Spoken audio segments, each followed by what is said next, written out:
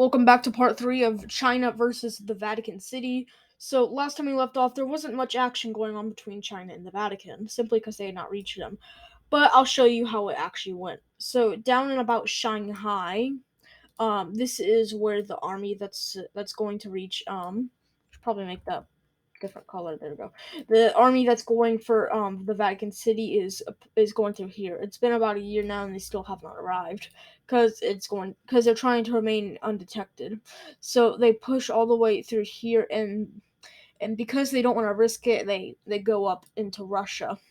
They ditched their original plan of going through Pakistan and Afghanistan because Turkey, Saudi Arabia, and Oman are doing very well. So yeah. So here is China's this color right here will be representing China's journey to get into the Vatican, so they can just commit horrible atrocities. Um, Russia launches a bit of an offensive into Ukraine, and they launch a massive rush into here, cutting off Europe into two. This is pretty bad news until it is eventually broken up by some Baltic troops. So right here, it's broken, and they're starting to get a bit encircled. Slovakia is also being mildly pushed in, and they finally fall to Czechs. Now, congratulations, we have a reunited Czechoslovakia, just what we've always wanted for Christmas. It's not Christmas, but you know what I mean. Um, Vietnam is also Vietnam is suffering some pushbacks though from China. And they also cut off some armies right here, and they push into here.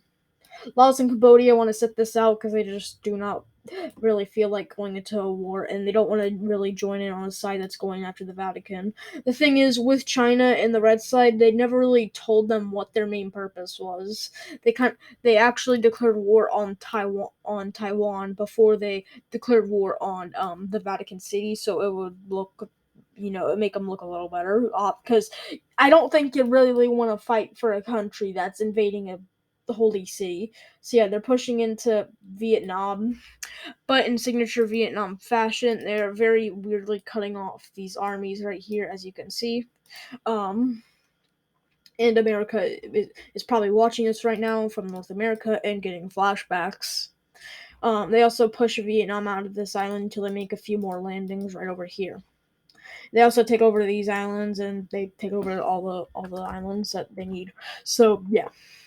The Philippines are kind of being ignored throughout this war, so let's get them some action. China attempts to make an invasion through here, but the Philippines were ready for it, and they're able to push back.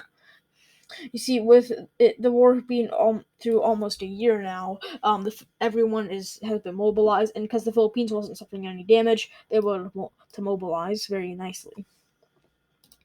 So back over here we have the push to encircle China, and right here they send in Philippine, Japanese, and Korean troops through here, and they decide to switch up their strategy, and they start to encircle Mongolia.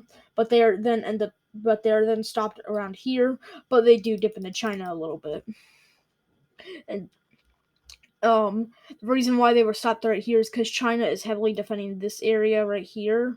Um, but China is heavily defending this area right here, so they don't reach this whole army trail.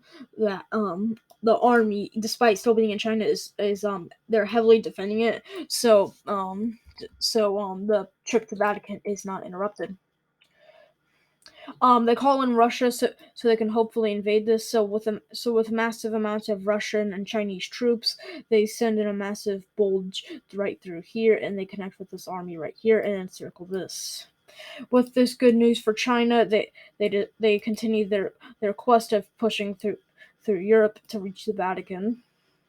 The army was mildly weakened until Russian troops also come in to help out because they're allies. Duh. They decide to do something unprecedented. They try to completely just run through Europe, but they're very easily stopped and pushed back. Um, let's get back over to Turkey and the other countries versus Iran. They're starting to push into Iran, and it is going very well for them until they meet another line right here. Here we have our very first stalemate of the war. This stalemate goes on for a few months until there is eventually another breakthrough. Canada and the United States group up all of their troops, and they hit hard into Russia, invading Alaska, and they are able to take the entire state of Alaska back. So right here, as you can see, they're invading it, and they're able to overthrow Alaska from the Russian occupiers. And over here, they also have the ability to invade this part of Russia, so they do, and they have a massive push through here and here. Japan, seeing this, also decides to take back all of this island, and they also make another landing over here, and they're making a desperate run to meet up with the American troops, despite leaving multiple armies available to kind of shoot them out. And they are also split. They're also very close to being split into two right here, as you can see. So yeah. So right over here we can see each side is kind of stuck into an eternal side. They're either in a stalemate or they're going through absolute Hades. Um there's a small push right here, but it doesn't really do much except encircle an army and take them out. Um and Russia is able to make basically the exact same amount of progress. So yeah, nothing's really going well for anyone. So so every country is exhausted except for maybe the United States and Canada and other parts of Europe. And I'd say also maybe Philippines. Also, by the way, they took some stuff from Vietnam. So right here, China, their whole point of this war was to invade the Vatican City, and so they decide to gather all their troops and they start to make a massive march.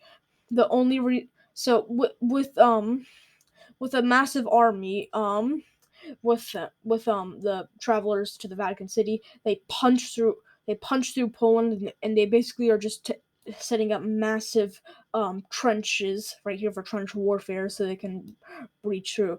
They then they then take the toll to Czechoslovakia until they finally meet a front line.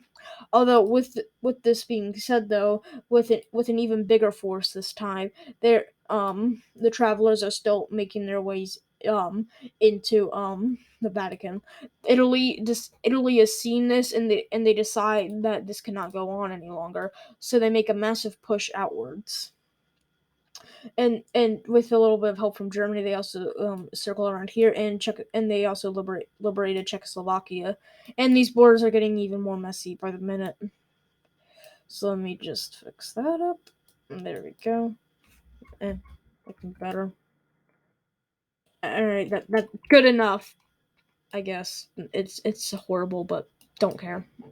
All right, so yeah, with so everyone is basically exhausted. There's mutinies in the Japanese armies. Russia's in a massive stalemate. China's lost a lot of their soldiers. And in the Middle East, a lot of the population is starving.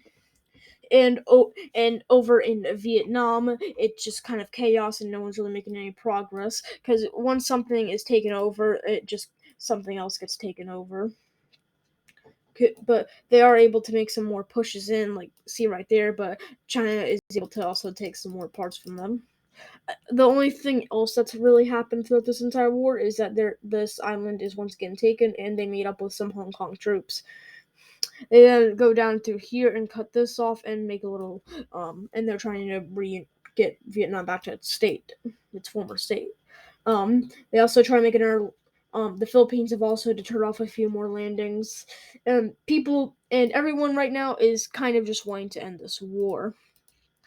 So, Korea, the Philippines, and Vietnam, Japan, and also some Americans and Canadians and British troops decide to gather their forces. They then make a massive push through here, and they're able to encircle Mongolia. They also make another push through here, but they do have to go through here. They make it through here, but this army, they had to jump through here, otherwise they would be annihilated through a trench warfare campaign. So as we can see here, with this, they go over here so they can encircle the rest of China. They take out Nepal fairly easily, and they're starting to encircle the exhausted China. China is making some progress though by making these little invasion the armies right here that are defending a bit thinner. So that's something that's going for China, I guess. Russia also thins up these armies and they push Korea out of the Chinese parts. So yeah, we'll see what happens in part 4. I think. God.